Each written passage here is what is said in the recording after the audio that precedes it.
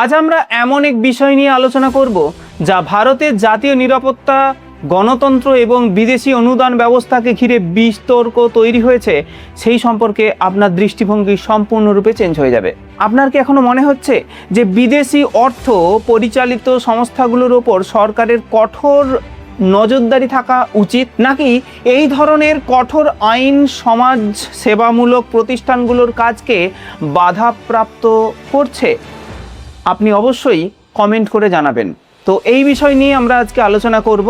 দেখুন, ভারত সরকার 2026 সালে FCRA সংশোধনী বিল এনেছে।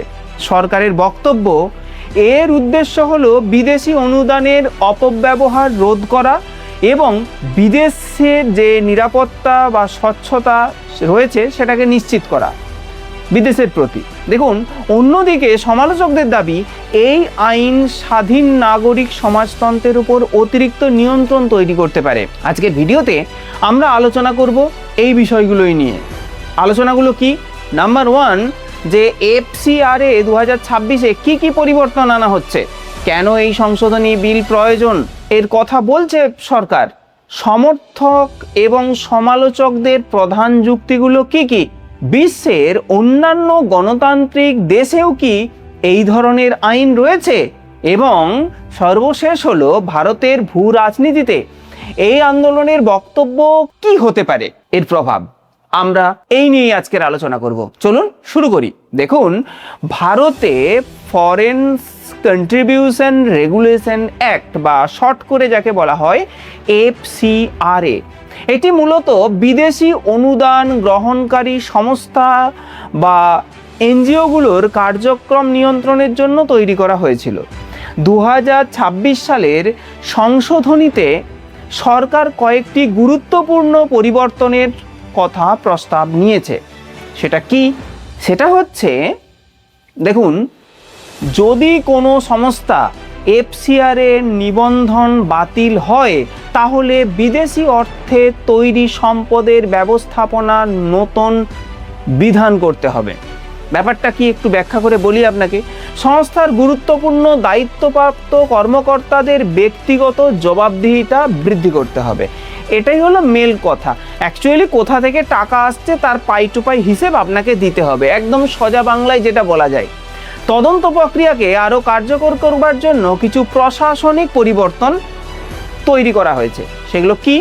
সেটা হলো যে একই ব্যাংকের মধ্যে টাকা দিতে হবে ইত্যাদি। কিছু ক্ষেত্রে শাস্তির পরিকাঠামোয় কিন্তু পরিবর্তন এনে দীর্ঘ কারাদণ্ডের পরিবর্তে বিভিন্ন আইনি ব্যবস্থা বিবেচনা করা হয়েছে।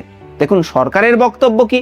সরকারের বক্তব্য হচ্ছে এই পরিবর্তনের মাধ্যমে প্রকৃত সমাজ ব্যবস্থামূলক সংস্থার কার্য বন্ধ না করে বরং বিদেশি অর্থের অপব্যবহার রোধ করা। এখন প্রশ্ন হলো, কেন এই মুহূর্তে এমন সংশোধনী বিল আনা হলো?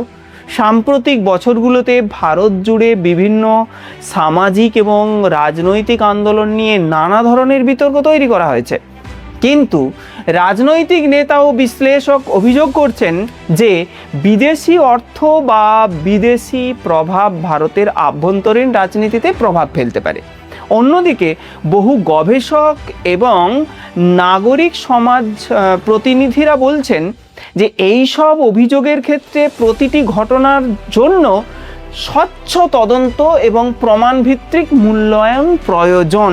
এখন এই বিতর্কের মাধ্যমে ডিপ স্টেটের কতটা প্রভাব রয়েছে সেটা কিন্তু একটা আলোচনা থেকেই যাচ্ছে। রাজনৈতিক ফান্ডিং এবং তথ্যযুদ্ধ। এবার আমি আলোচনা করব বিদেশি যে প্রভাব এবং আন্তর্জাতিক ফান্ডিং এই নিয়ে। দেখুন, এই সব বিষয়ে জনপরিসরে আলোচনা হচ্ছে, তবে উল্লেখ করা জরুরি এই সব বিষয়ে বহু দাবি এখনো বিতর্কিত এবং সর্বক্ষেত্রে স্বাধীনভাবে প্রমাণিত নয়। সরকারের যুক্তি হলো যে ভারতের মতো একটি বড় গণতান্ত্রিক দেশে বিদেশি অর্থ যেন রাজনৈতিক প্রভাব বিস্তার বা বেআইনি কার্যকলাপে ব্যবহার না হয় তা নিশ্চিত করা রাষ্ট্রের কিন্তু দায়িত্বের মধ্যে পড়ে। ভারতের অর্থনীতি বর্তমানে বিশ্বের অন্যতম বৃহৎ অর্থনীতির মধ্যে পরের রয়েছে। ভিডিওতে আবার দেখা ফলে হচ্ছে। জাতীয় জয় হিন্দ, নিরাপত্তা, বন্দে নির্বাচন, বিচার ব্যবস্থা, নীতি নির্ধারণে বিদেশি প্রভাব নিয়েও সরকারকে আরও সতর্ক হতে হচ্ছে। বর্তমানে হাজার হাজার সংস্থা বিদেশি অনুদান গ্রহণ করে, এটা কিন্তু নতুন কিছু নয়। নতুন বিধানের ফলে তাদের আর্থিক লেনদেনের হিসাব এবং রিপোর্টিং আরও স্বচ্ছ করার ওপর জোর দেওয়া হচ্ছে। দেখুন, আপনি যদি লক্ষ্য করে দেখেন, আফ্রিকার বহু ছোট ছোট দেশ রয়েছে যেখানে সত্যি আর্থিক সাহায্যের প্রয়োজন।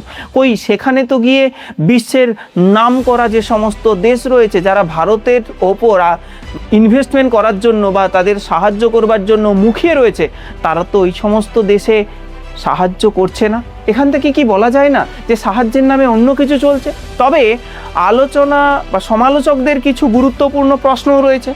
কীরকম? তাদের মতে অতিরিক্ত প্রশাসনিক নিয়ন্ত্রণের কারণে ছোট ও মাঝারি সামাজিক সংগঠনগুলোর কাজ ব্যাহত হতে পারে। কথাটা কিন্তু কিছু অংশে সত্য। দেখুন, স্বাস্থ্য, শিক্ষা, মানবিক সহায়তা এবং গ্রামীণ উন্নয়নমূলক প্রকল্পগুলো অর্থ সংকটে পড়তে পারে বলেও অনেকে আশঙ্কা প্রকাশ করছেন। তারা বলছেন যে আন্তর্জাতিকভাবে দেখলে ভারত কিন্তু একা নয়। যুক্তরাষ্ট্রে এই ধরনের FCRA বিল চালু রয়েছে।